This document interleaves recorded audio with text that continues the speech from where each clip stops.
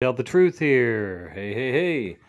So I'm on. I'm looking at an article at the Jerusalem Post, jpost.com. Very, very, very, very popular site for Jews and Christians and alike. Anyway, this article came out in May 2022, and I missed it. A Christian view of the coming temple opinion, a big topic in New Testament Bible prophecy, the building of the third temple. And just for the record, they have all the stuff to build it and put in it already. So they're just waiting for permission to build it. Anyway, this article talks about what I've talked many times. So I want to play it, and it's just amazing how their opinion is so like mine, based on Bible prophecy. That we are the last generation. That 1948, the coming back of Israel was the trigger point of the end of the church age. And it's crucial that we understand that was the point that triggered the end of the church age, the beginning of the end. So I hope y'all can hear this. A Christian view of the coming temple, opinion. A big topic in New Testament Bible prophecy, the building of the third temple. The Temple Mount in Jerusalem is the focus of ongoing Bible history and prophecy. This is the center of the world, where Abraham offered up his son Isaac, where King David purchased land, and where his son Solomon built the first temple. Just a quick word from our sponsor. It's time to get outdoors and get 1% cash back from Gulf Winds Credit Union. Purchase a new or used car, truck, Jeep, boat, motorcycle, ATV, or RV, and sorry about the ad. Gulf Winds will give you cash back. Hit the road, go sailing, or go camping and get 1% cash back. Plus, you'll get low rates and make no payments for 90 days. Get outside and get cash back only at Gulf Winds. Visit gogulfwinds.com/cashback. Terms and conditions apply. Cash incentive subject to loan approval. Federally insured by NCUA. That's so rude to have a... It is also where Jesus cleansed the temple, and a poor widow gave an offering of 2 copper coins that Jesus said was greater than all the most extravagant donations.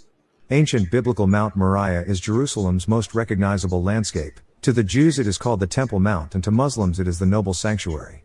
Author Christine Darg, courtesy of Christine Darg. Since Israel recaptured the old city of Jerusalem from Jordan in 1967, the Jewish state has maintained a fragile religious balance, and the Temple Mount is indeed the most divisive real estate in the world. Jewish activists for decades have been leading efforts to change the status quo as a matter of religious freedom by demanding, if Muslims can pray there, why not Jews? In Matthew chapter 24, Jesus was speaking to his Jewish brethren and not to the yet-to-be-formed church. He said that in the last days, Israel must watch for an abomination that will take place in the holy place. He forewarned, when you see standing in the holy place the abomination that causes desolation, spoken of through the prophet Daniel, let the reader understand. More than a quarter of the Bible is prophetic in nature. There are approximately 1,800 prophecies in both testaments combined. God has recorded much of the future as a guide for us. Jesus also gave a major discourse on end-time events that's recorded in all 3 of the synoptic gospels. In Matthew chapter 24, Mark chapter 13 and Luke chapter 21. Jesus' disciples had asked him directly, "What will be the sign of your coming and of the end of the age?" Jesus answered with a catalog of tumultuous signs that would lead up to his second coming, adding in Matthew 24:34, "Verily I say unto you, this generation shall not pass, till all these things be fulfilled." What would be the major sign of that final generation? In Jesus' prophetic briefing, known as the Olivet Discourse, he said that Jerusalem will be in the hands once again of the Jewish people, and thus Jerusalem will be the central focus of upheavals. Jesus prophesied in Luke 21:24 that Jerusalem would be trodden down by the Gentiles, until the times of the Gentiles are fulfilled. So the sign of all signs that has not been present in any generation until now is the re-emergence of the State of Israel in 1948. The Bible said the Jews would return, and they did after nearly 1,900 years. Such a return to a homeland has never happened before in history. Furthermore, according to Bible prophecy, the Middle East will be in crisis in the last days. And Jesus said in Matthew 24:34, the generation alive at that time will by no means pass away till all these things take place. One of the hottest end-time prophecies at the moment is the building of a third temple. This is a big topic in New Testament Bible prophecy. The very real possibility of a third temple is a sign that no other generation has seen. All the implements of temple worship have already been created by industrious and devoted visionaries.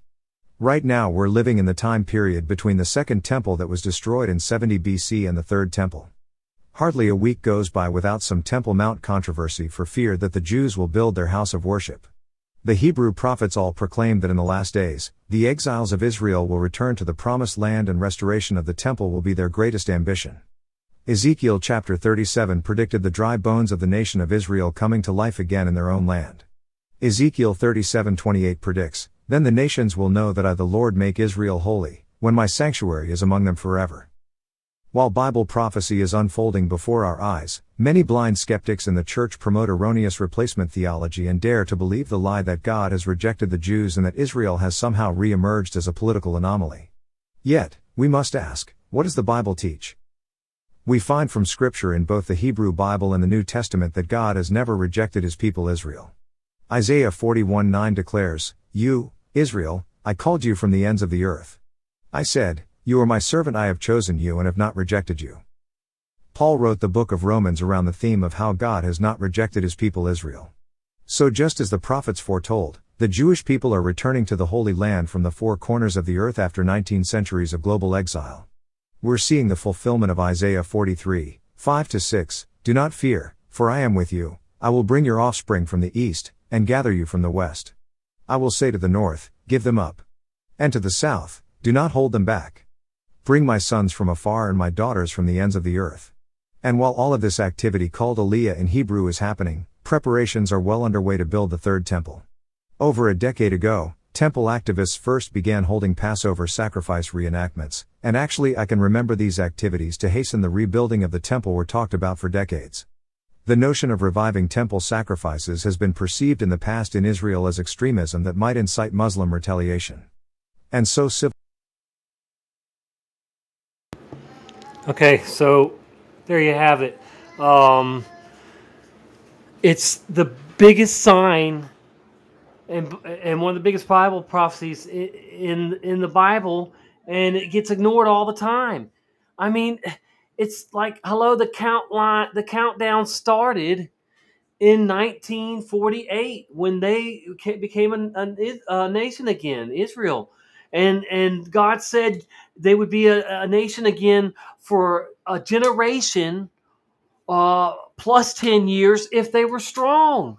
And they've been a generation for they've been a nation for generation already, and because they're strong, they're still a generation into the 70 some years now, and so they've got 6 or 7 years left. 7 years, yeah, 7 years. So 1948 to 2028 is the last generation plus 10 years, a total of 80 years. And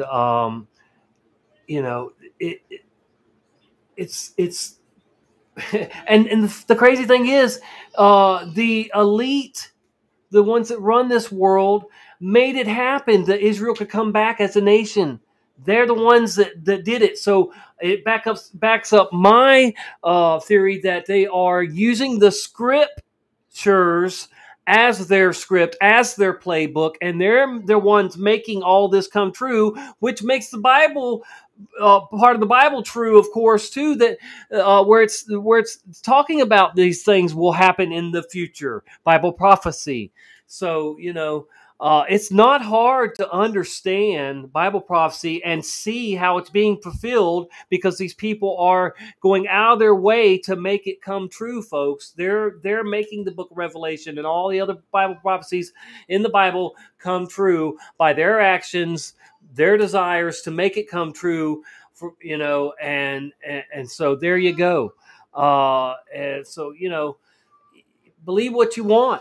You don't have to be a Christian or a Jew or religious at all, but if you have the eyes to see and the ears to hear from being seeking the truth in matters, in all matters, then you will be able to see how easy it is to see that the countdown started in 48 and ends in 28. Around that time. So we've got 7 years, I believe, at the most, to be ready for the next age. So don't live in fear, of course, but act accordingly to the fact that we are living at the end of the church age, and we need to stand up against evil and be the best that we can be. I'm not telling you to go to a church, because I think most churches are false or misleading, and they've created the world that we live in now, because people were looking for a place instead of their own bodies to be a temple, and so they try to put God in a box, and instead of in their own temple, their own bodies, and that's separating from God. It's self-separated from God, and I tell you, these days it's hard to find somebody that really believes in and has a relationship with the Creator. That's not religion. That's just knowing your Creator and communicating with Him, and trying to get along with Him and please Him, and be blessed by Him. If you don't think He has the power to bless you, then I don't know what to tell you. But He can bless you if you're in love with the truth and spreading the truth, and you're not doing evil. So I got to get off here. I got a 2-year-old in the bathtub that's ready to get out, and I hope everyone's having a wonderful weekend. I hope you have a marvelous Monday. God bless you all. Tommy here. Tommy out.